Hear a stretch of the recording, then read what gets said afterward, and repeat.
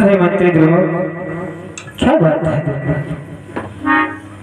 हे राज पर कुछ खबर है इस समय जमाती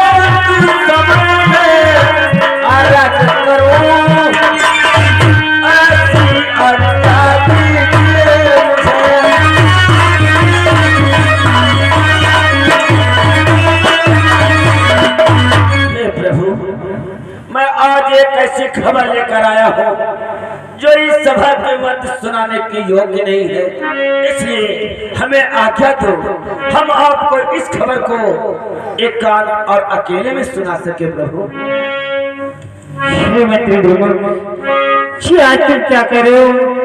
आज इस राम को अकेले में खबर को सुनाना चाहते हो, परंतु मंत्री ध्रुव कि तुम तो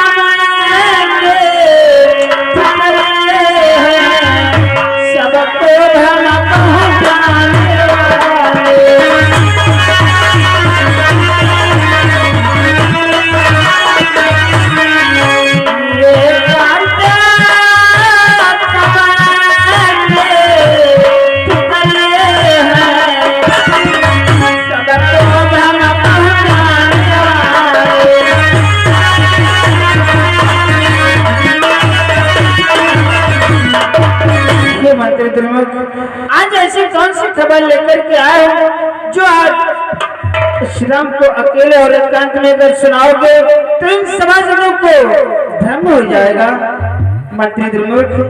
इसलिए मंत्री कि फिर भी मैं आज्ञा देता हूँ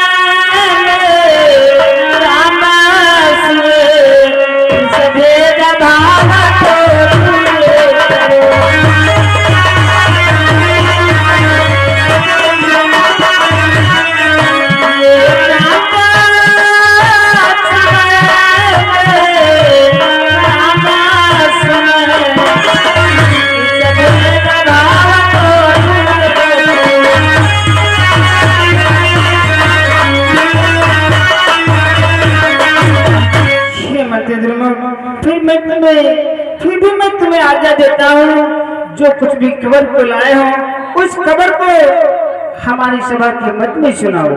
अगर इस खबर को अकेले एकांत में सुनाओगे तो सभा में सभी सभासदों को भ्रम हो जाएगा कि राम ने आखिर आज ऐसी कौन सी खबर को सुना है जो अकेले और एकांत में सुना।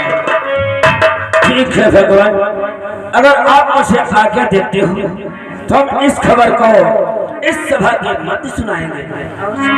सुनो भगवान, आज मैं कौन सी खबर लेकर के आया हूँ। रावण माता जी जो रही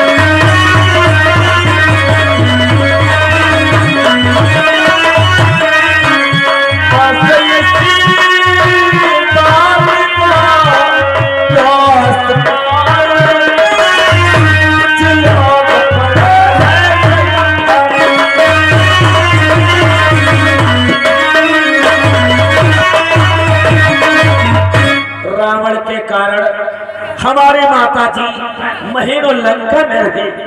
इसी बात को दोष मान करके कुछ अयोध्या के लोग शंका करते हैं भगवान, और जानते क्या कहते हैं। कहे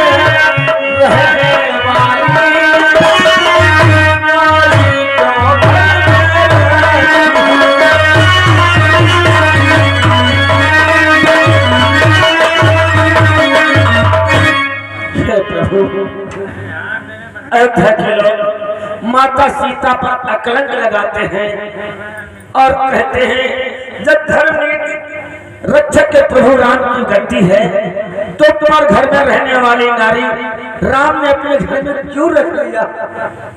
हाँ प्रभु, एक धोबी कपड़ा छाट रहा था, उसकी धोबी को खाना लाने में विलंब हो गया तो उसे मार रहा था और यही कहता था हम वो राम नहीं है जो महीनों लंका में सीता रही और फिर राम ने रख लिया। मैं जाति का धोबी हूँ, मैं तुझे घर से निकाल ही कर रही रहूंगा, और उससे घर से निकाल दिया प्रभु। मैंने जो खबर सुनी आपके दरबार में सुनाया, मुझे आज्ञा दो। क्या सकते हैं भैया भरत, मैंने तो तुमसे पहले ही कहा था कि भैया ये अयोध्या का राजभार इस राम के बस का नहीं है, परंतु तुम नहीं माने। शिवराज भैया भरत भैया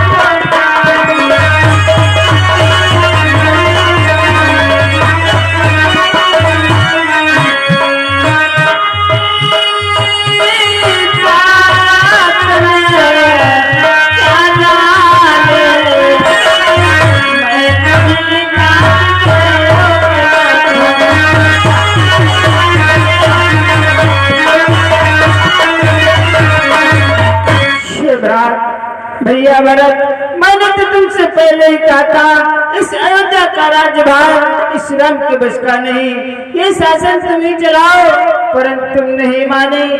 आज इस सभा के मध्य में मेरी हंसी कराई भैया भरत, पर बीती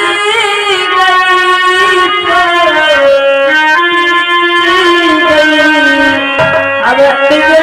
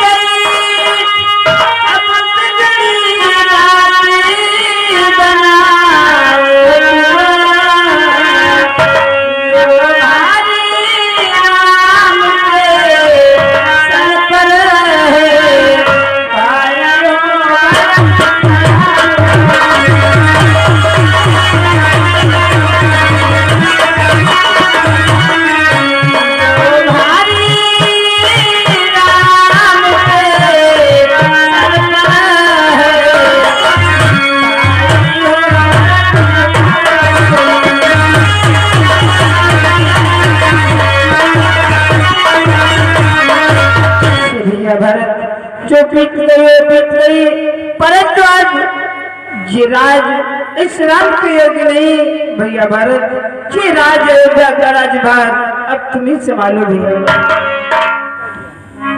भैया ये आप क्या कह रहे हैं? इस अयोध्या का राजा आप हमें बनाना चाहते हैं? भैया भरत, परंतु भैया वैसे तो मैंने आपकी सदैव आज्ञा का पालन किया है, तो भला मैं आपकी आज्ञा का उल्लंघन कैसे कर दूं? आपकी आज्ञा का पालन करते हुए सदैव मैं आया हूँ, परंतु आज आप मुझे कैसी आज्ञा दे रहे हैं भैया? हमें तो लगता है आज की आज्ञा का पालन यदि मैं करूँगा तो आपको ये संसार क्या कहेगा भैया? ये भैया जरा सोचो, संसार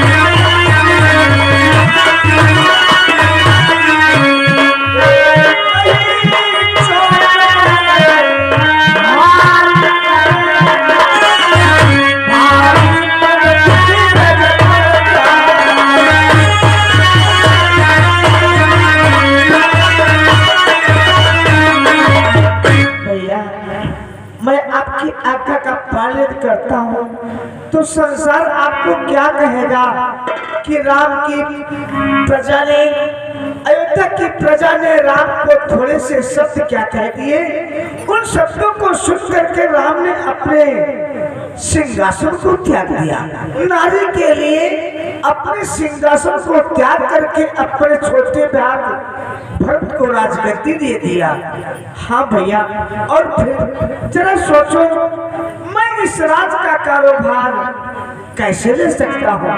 जरा सोचो भैया, मैं तो आपके चरणों का दास हूँ, मैं तो आपके चरणों की पूजा करता हूँ भैया, मैं तो आपके आज्ञाकारी हूँ, भला मैं आपको आज्ञा कैसे दे सकता हूँ भैया?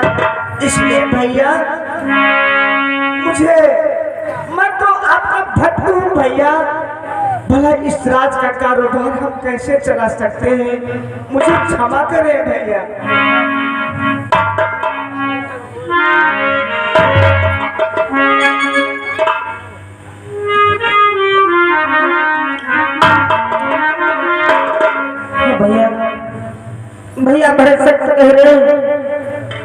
अगर आप इस राज को नहीं चलाओगे तो इस राज का क्या होगा भैया?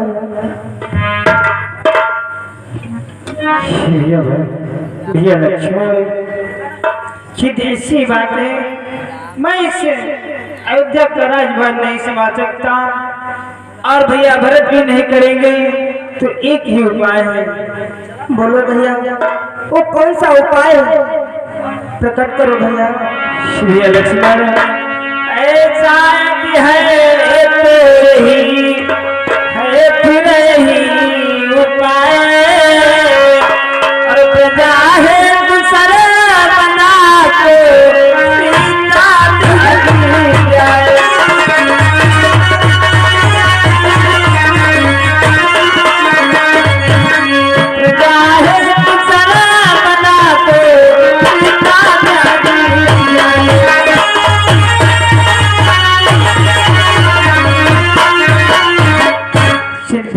इस राज्य को नहीं संभालेंगे तो प्रजा के हित के लिए बस यही एक उपाय बचा है कि सर्वता के लिए सीता का त्याग करें। क्या कह रहे हो भैया? माता का त्यागन नहीं भैया, ऐसे वचनों का उच्चारण मत करो भैया। अरे जरा सोचो मैं भैया कि हे दीना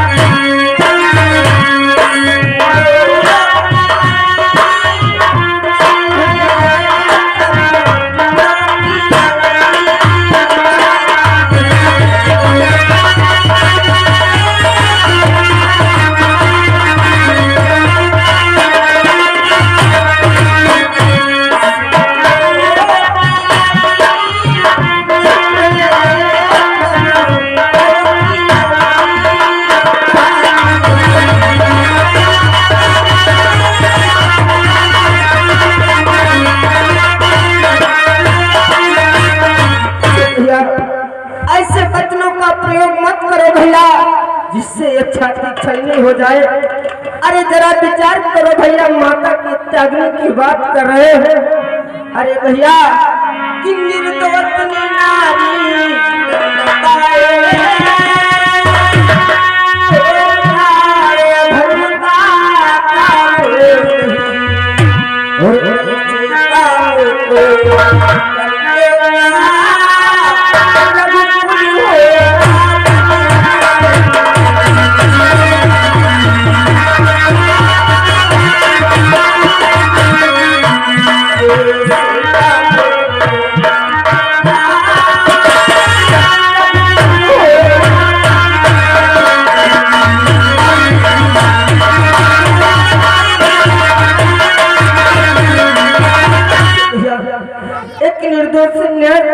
अगर दंड पाए तो क्या एक कोई अधर्म का काम नहीं होगा? अरे अगर एक निर्दोष को दंड दिया जाएगा तो बिल्कुल अवश्य बदनाम हो जाएगा भैया। इसलिए भैया कि अब